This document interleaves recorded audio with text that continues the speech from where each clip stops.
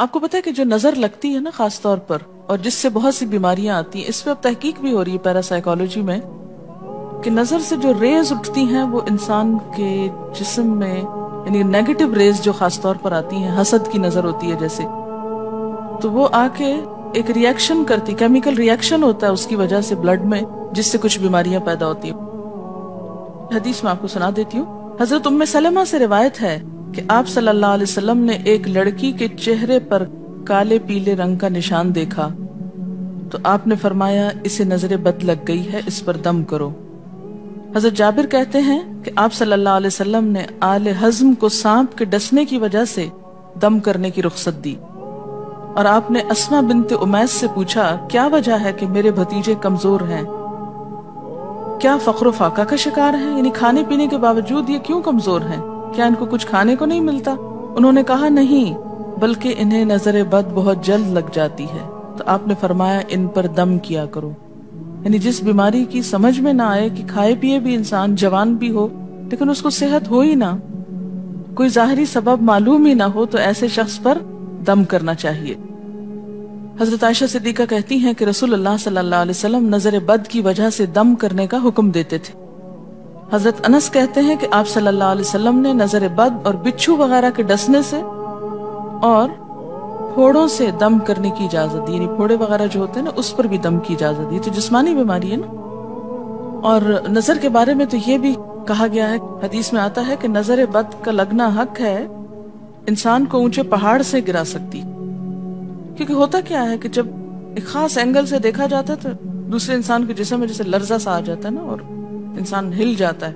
اس کی دلیل قرآن میں بھی ہے، ایک سورت کے آخر میں آتا وَإِن يَكَادُ الَّذِينَ كَفَرُوا لَيُزْلِقُونَكَ بِأَبْصَارِهِمْ لَمَّا سَمِعُوا الذِّكْرَ، کہ قریب ہے کہ کچھ کافر آپ کو اپنی نگاہوں سے کیا کر دیں، پھسلا دیں جب یہ قرآن سنتے ہیں۔ یعنی وہ سننے نہیں آتے تھے، صرف آپ کو گھورتے رہتے تھے۔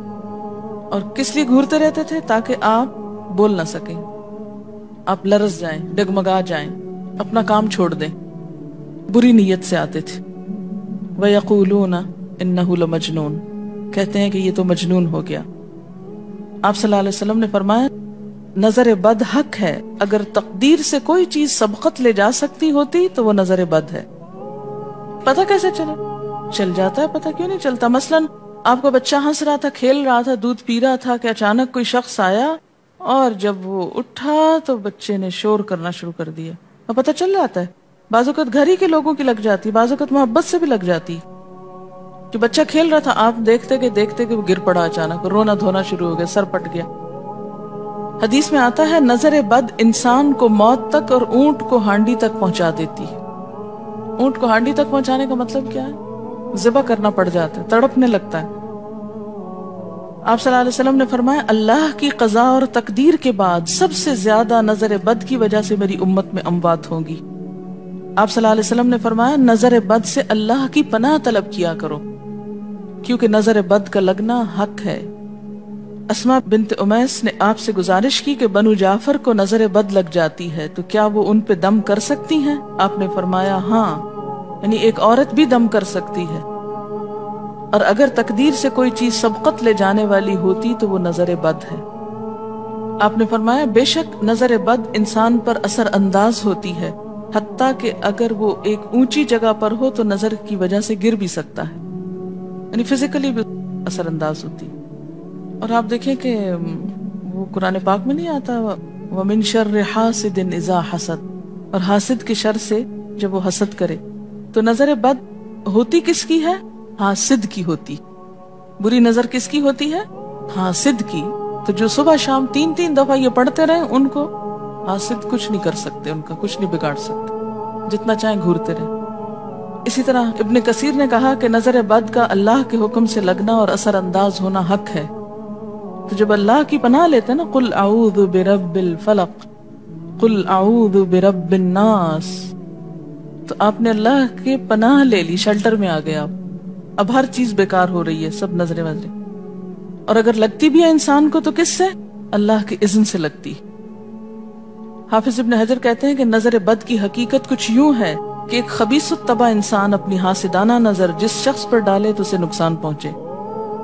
ابن قیم کہتے ہیں کچھ کم علم لوگوں نے نظر بد کی تاثیر کو باطل قرار دیا ہے اور ان کا کہنا ہے کہ یہ محض توہم پرستی ہے اور اس کی کوئی حقیقت نہیں، لیکن حقیقت یہ ہے کہ یہ لوگ سب سے زیادہ جاہل اور ارواح کی صفات اور ان کی تاثیر سے ناواقف ہیں اور ان کی عقلوں پہ پردہ پڑا ہوا ہے، جبکہ تمام امتوں کے عقلاء باوجود اختلاف مذاہب کے نظر بد سے انکار نہیں کرتے. یعنی صرف اسلام میں نہیں، دیگر مذاہب میں بھی یہ کانسیپٹ پایا جاتا ہے، اگرچہ نظر بد کے سبب اور اس کی جہت تاثیر کے سلسلے میں ان میں اختلاف ہے. پھر کہتے ہیں اس میں کوئی شک نہیں کہ اللہ تعالیٰ نے جسموں اور روحوں میں مختلف طاقتیں اور طبیعتیں پیدا کی ہیں اور ان میں کئی خواص اور اثر انداز ہونے والی کیفیات ودیت کی ہیں. آپ دیکھیں کہ لو چلتی ہے تو اثر نہیں ہوتا، اس کا بھی تو اثر ہوتا ہے نا، حالانکہ وہ نظر نہیں آ رہی ہوتی. اور کسی عقل مند کے لیے ممکن نہیں کہ وہ جسموں میں روحوں کی تاثیر سے انکار کرے، کیونکہ یہ چیز خود دیکھی اور محسوس کی جا سکتی ہے. اور آپ دیکھ سکتے ہیں کہ ایک شخص کا چہرہ اس وقت انتہائی سرخ ہو جاتا ہے جب اس کی طرف وہ انسان دیکھتا ہے جس کا وہ احترام کرتا ہے، اور اس سے شرماتا ہو، اور اس وقت پیلا پڑ جاتا ہے جب اس کی طرف ایک ایسا آدمی دیکھتا ہے جس سے وہ ڈرتا ہو. یعنی جس سے آپ ڈرتے ہیں وہ آپ کو دیکھے تو آپ کا رنگ پیلا ہو جاتا ہے. فرمایا یہ سب کچھ روحوں کی تاثیر کی وجہ سے ہوتا ہے، اور چونکہ اس کا تعلق نظر سے ہوتا ہے اور اس لیے نظر بد کی نسبت آنکھ کی نظر کی طرف کی جاتی ہے، حالانکہ آنکھ کی نظر کچھ نہیں کرتی، یہ تو روح کی تاثیر. یعنی نظر یہ نظر نہیں ہے صرف، بلکہ اندر سے روح یا احساسات ہیں جو ٹرانسفر ہوتے ہیں. آپ دیکھیں کہ محبت کی نظر کیا اثر نہیں کرتی؟ کرتی ہے نا. اسی طرح نفرت کی، غصے کی، اور آپ کے چھوٹے بچے خاص طور پہ نظروں کو بہت پہچانتے ہیں. آپ نے دیکھا ہوگا کہ بچے کچھ لوگوں کے پاس فوراً چلے جاتے ہیں اور کچھ لوگوں کے پاس نہیں جاتے. بچوں کی مثال اس لیے دے رہی ہوں کہ وہ معصوم ہوتے ہیں نا، ان کو کسی نے سکھایا پڑھایا نہیں ہوتا کہ ادھر جاؤ اور ادھر نہ جاؤ، اور اگر آپ سکھائیں پڑھائیں بھی تو پھر بھی وہ اپنی مرضی کرتے ہیں، آپ کی نہیں مانتے. تو وہ ایک طرح سے بہترین جج ہوتے ہیں. بعض لوگوں کو دیکھ کے بچے رونے لگتے ہیں، بعض کو دیکھ کے مسکرانے لگتے ہیں. یہ ایسا کیوں ہوتا ہے؟ اچھا، اسی طرح اگر کوئی شخص کانسٹنٹلی آپ کو دیکھ رہا تو آپ کانشیس ہو جاتے ہیں، آپ ٹھہر نہیں سکتے. اسی طرح اگر کوئی سٹیئر کر رہا ہو تو اس کی نظروں سے بعض اوقات خوف بھی آنے لگتا ہے. اللہ نے کیسی کیسی طاقتیں انسان کو دی ہیں. سلطان النصیرہ. اچھا، پھر لکھتے ہیں کہ روحیں اپنی طبیعتوں، طاقتوں اور کیفیتوں اور اپنے خواص کے اعتبار سے مختلف ہوتی، سو حسد کرنے والے انسان کی روح واضح طور پر اس شخص کو اذیت پہنچاتی ہے جس سے حسد کیا جاتا ہے. ویسے بھی تو آپ دیکھیں نا، وہ رویے ایک دم آپ پہچان لیتے ہیں. یہی وجہ ہے کہ اللہ تعالیٰ نے حاسد کے شر سے پناہ طلب کرنے کا حکم دیا ہے. حاسد کی تاثیر ایک ایسی چیز ہے جس سے وہی انکار کر سکتا ہے جو حقیقت انسانیت سے خارج ہو. جنوں کی نظر بھی لگتی. یہ میرا قول نہیں ہے، حدیث ہے. حضرت ابو سعید خدری سے روایت ہے کہ رسول اللہ صلی اللہ علیہ وسلم جنات اور انسانوں کی نظر بد سے پناہ مانگتے تھے. یعنی آپ جو پناہ مانگتے تھے بری نظر سے، وہ انسانوں کی بھی اور جنوں کی بھی. پھر جب معوذتین الفلق اور الناس نازل ہوئیں تو آپ انہی کو پڑھتے اور باقی دعائیں آپ نے چھوڑ دی تھی. یعنی قل اعوذ برب الفلق، قل اعوذ برب الناس، پھر سب چیزوں کے شر سے بچنے کے لیے کافی. یاد رکھیے بعض اوقات اپنی نظر بھی لگتی ہے، خود کو بھی نظر لگتی ہے. اسی طرح جب لباس اتارا جاتا ہے نہانے کے لیے مثلا، تو اس وقت بھی دعا سکھائی گئی. بسم اللہ پڑھنی چاہیے، بیسیکلی بسم اللہ پڑھ کر اتارنے چاہیے. اور اس کے علاوہ اعوذ بکلمات اللہ التامات من شر ما خلق بھی پڑھ سکتے ہیں. آپ کو معلوم ہے کہ ٹوائلٹ میں جانے سے پہلے بھی دعا سکھائی گئی، کیونکہ جنات کے ٹھکانے گندی جگہوں پر ہوتے ہیں. اللہم انی اعوذ بک من الخبث والخبائث، خبیث جنوں اور خبیث جننیوں، خبائث سے تیری پناہ میں آتا ہوں. یہ دعا کیوں سکھائی گئی؟ اسی لیے کہ اگر آپ وہاں پر موجود ہیں اور خصوصاً اگر آپ بے لباس ہیں تو بھی ایسی چیزوں کی نظر بھی لگ سکتی ہے اور وہ چیزیں اثر انداز بھی ہو سکتی ہیں. اسی لیے بلا ضرورت تنہائی میں بھی بے لباس ہونے سے منع کیا گیا ہے. بعض لوگ کی عادت ہوتی ہے نا کہ وہ نہانے بیٹھتے ہیں تو وہی کپڑے دھونے شروع کر دیتے ہیں، اور نہیں، بس فوراً اپنے آپ کو ڈھانکنے کی کوشش کریں.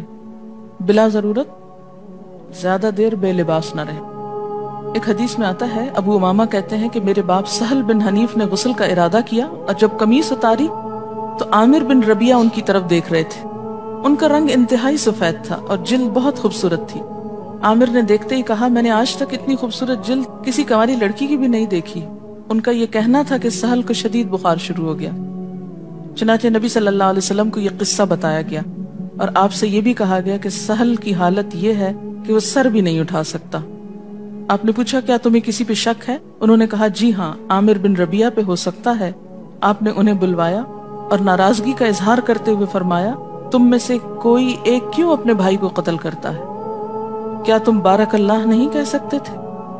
اس لیے اب غسل کرو، اور اس غسل کا پانی کس پہ ڈالا جائے؟ جس کو نظر لگی۔ عامر نے اپنا چہرہ، ہاتھ، کوہنیاں، ٹخنے، پاؤں اور اپنی چادر کے اندرونی حصے دھوئے، پھر اسی پانی کو آپ نے سہل کے اوپر پیچھے سے بہا دیا، یہ نہیں کہ اس کے منہ پہ ڈالا، پیچھے سے بہا دیا، اور سہل فوراً ٹھیک ہو گئے۔ اس کا طریقہ بتایا کہ اس غسل کا ابن شہاب زہری کا کہنا ہے کہ ہمارے زمانے کے علماء نے غسل کی یہ کیفیت بیان کی ہے، جس آدمی کی نظر لگی ہو اس کے سامنے ایک برتن رکھ دیا جائے جس میں وہ سب سے پہلے کلی کرے اور پانی اسی برتن میں گرائے، پھر اپنا چہرہ دھوئے، پھر اسی پانی کے ذریعے اپنے ہتھیلیاں، دائیں ہاتھ اور ہتھیلی پہ پانی بہائے، پھر بائیں پر، اور پھر دائیں کوہنی پر، پھر بائیں کوہنی پر، پھر بائیں ہاتھ سے اپنا دایاں پاؤں دھوئے، پھر دائیں ہاتھ سے بایاں پاؤں دھوئے، اور پھر اسی طرح گھٹنوں پہ پانی بہائے، اور پھر یاد رہے کہ سارا پانی برتن کے اندر جائے، اور اس کے بعد جس شخص کو نظر لگی ہو اس کے سر کی پچھلی جانب سے وہ پانی ایک ہی بار بہا دیا جائے۔ حضرت عائشہ کہتی ہیں کہ جس شخص کو بری نظر لگتی اس کو اسی طرح غسل کروایا جاتا۔ اب بعض اوقات یہ نہیں پتا چلتا کس کی لگی، ایسی صورت میں پھر طریقہ کیا علاج کا؟ مریض کے سر پہ ہاتھ رکھ کر یہ دعا پڑھی جائے، بسم اللہ ارقیک من کل داء یؤذیک من کل نفس او عین حاسد اللہ یشفیک بسم اللہ ارقیک۔ دین کی بات پھیلانا صدقہ جاریہ ہے، ثواب کی نیت سے ویڈیو کو شیئر ضرور کیجیے۔ جزاک اللہ۔